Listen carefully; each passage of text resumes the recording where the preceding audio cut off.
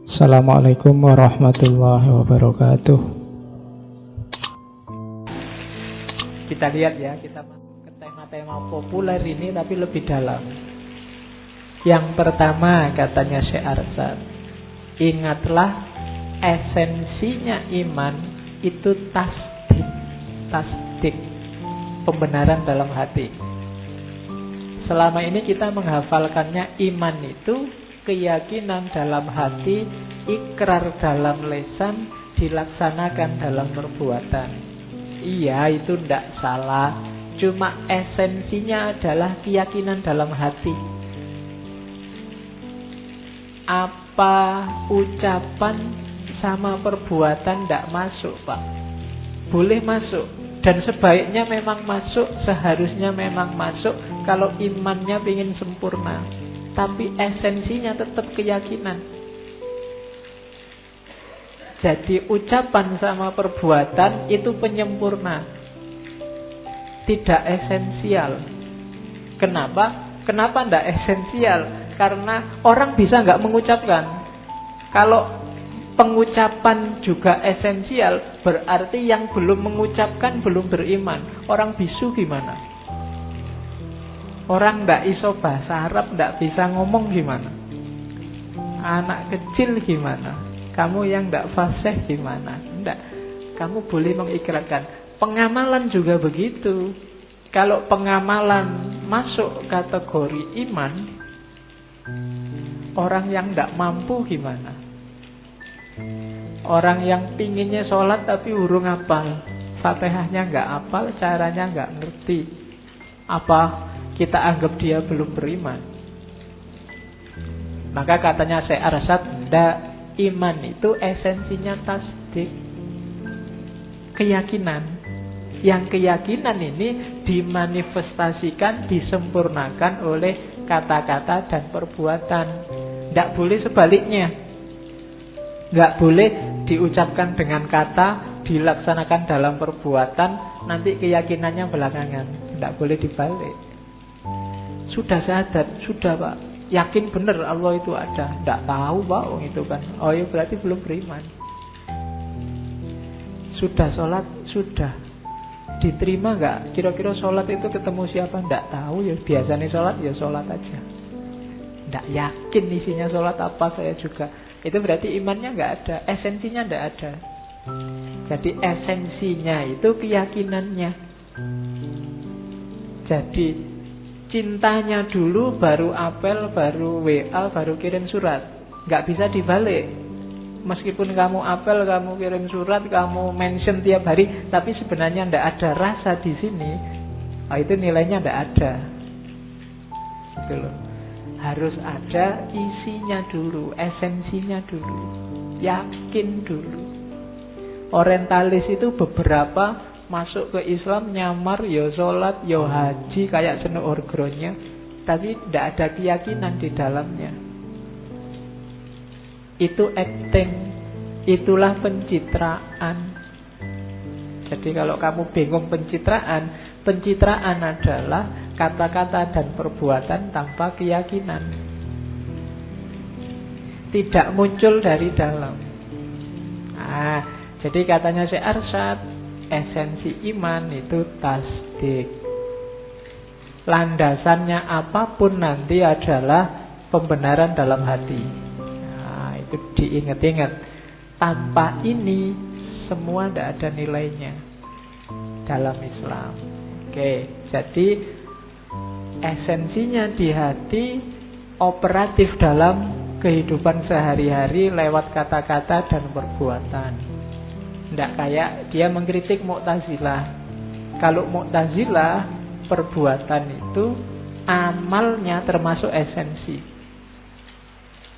Logikanya Mu'tazilah dibalik. Kalau tadi kan apel, ngirim WA, kalau tidak ada rasa di sini itu tidak ada artinya. Kalau Mu'tazilah dibalik, meskipun ada rasa di sini, tapi apel ndak, ngirim WA ndak, titip salam juga ndak, itu tidak ada artinya. Ya terserah kamu milih yang mana. Jadi ada cinta di sini tanpa WA, tanpa mention, tanpa antar jemput, tidak apa-apa. Atau tidak ada cinta, tapi kamu WA, kamu mention, kamu antar jemput. Nah, kalau Mu'tazilah, kalau tidak ada amalnya, tidak ada gunanya iman. Kalau di kita, cintanya dulu, imannya dulu, amalnya itu manifestasi. Amal ini kan bisa ya, bisa enggak, tergantung situasi. Tapi kalau keyakinan harus ada, enggak boleh enggak. Nah, jadi ini yang kemarin cuma kita apalkan saja. Pokoknya iman itu tasdikun bil qalbi wa iqrarun bil lisan wa amalun bil jawarih. Kalau itu level tidak setara. Jadi tasdiknya dulu, setelah itu baru ngukur kata-kata dan perbuatannya. Oke. Itu dasar yang pertama.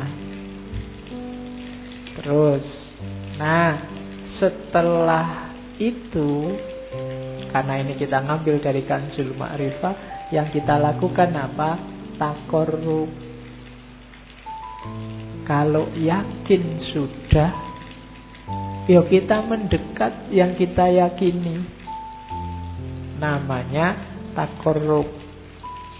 Nanti dalam teorinya Syekh Arsyad, taqarrub itu ada dua gaya. Ada gaya murid, ada gaya murad. Murid itu dari kita. Aku ingin mendekat ke Allah, aku ingin akrab sama Allah, aku ingin jatuh cinta pada Allah, aku ingin, itu murid namanya. Dari kita, gerengnya dari kita.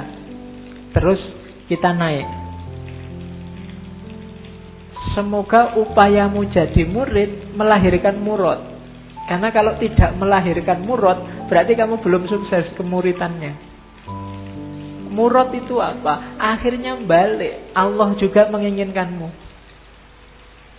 Kamu ingin pada Allah, yang kedua Allah menginginkanmu.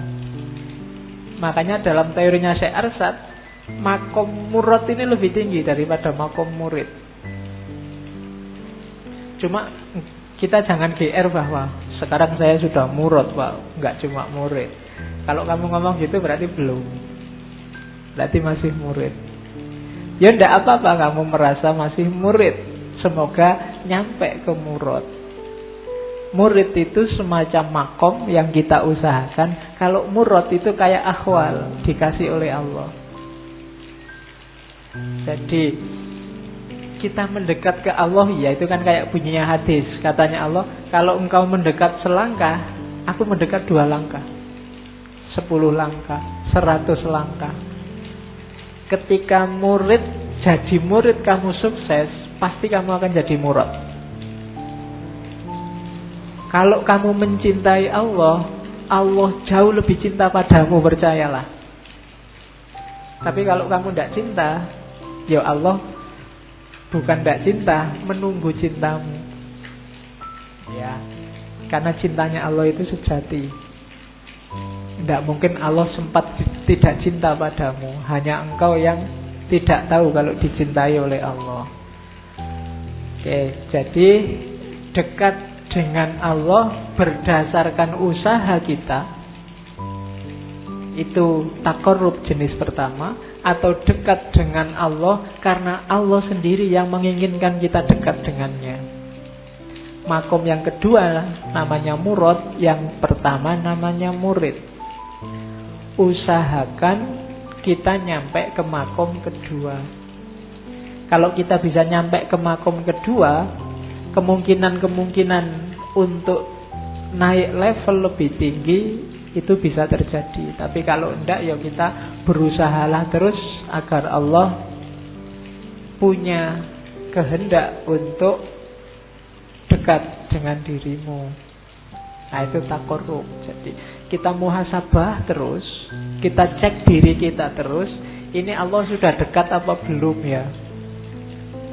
Kalau Allah belum dekat, itu bukan karena Allah nggak mau mendekat, tapi kamu sendiri yang menjauh dari Allah. Ya untung kalau itu sayang sama kita. Kalau enggak sudah diprek sejak lama kamu. Allah mendekat-dekat terus, tapi kamu menjauh-jauh terus. Yo, contohnya menjauh itu banyak. Kamu sendiri yang ngerti. Segala yang kamu lakukan, yang sekiranya Allah itu tidak suka, tidak berkenan, kita kan sudah tahu. Tapi kadang-kadang ya ditabrak. Oke, saya nggak perlu sebut satu-satu. Kalau urusan yang jelek-jelek kalian lebih ahli. Ya, nggak usah dikasih contohnya. Jadi tak korup ya, deket-deket. Oke, ilmumu sudah nyampe sebenarnya kalau sekedar untuk ini, cuma nggak operatif. Jadi belum jadi ilmu yang sejati. Levelnya masih level bawah.